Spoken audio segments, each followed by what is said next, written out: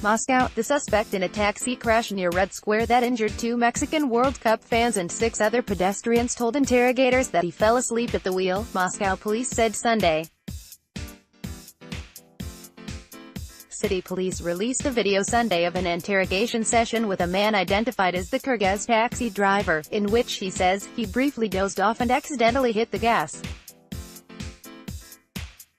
It was unclear whether the man spoke under duress. Ambulance and police work at the site of an incident after a taxi crashed into pedestrians on a sidewalk near Red Square in Moscow on Saturday, the Associated Press. The man says he hadn't slept in 20 hours and wasn't drunk, and ran away after the accident because he was afraid that angry bystanders would kill him. He was later detained. Videos circulating on Russian social media and some news websites after the incident showed the taxi veering onto the sidewalk Saturday and striking pedestrians.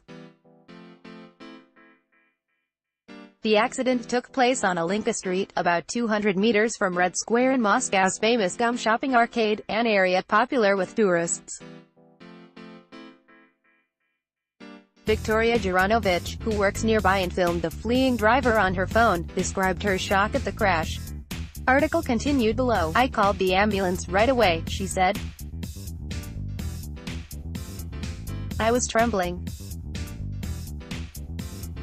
It is not a thing you see every day, when a taxi drives right into the crowd." Moscow police would not comment on whether the crash would affect security measures for the World Cup, which is being held in 11 Russian cities over the next month. Among the security concerns has been the possible use of vehicles as weapons.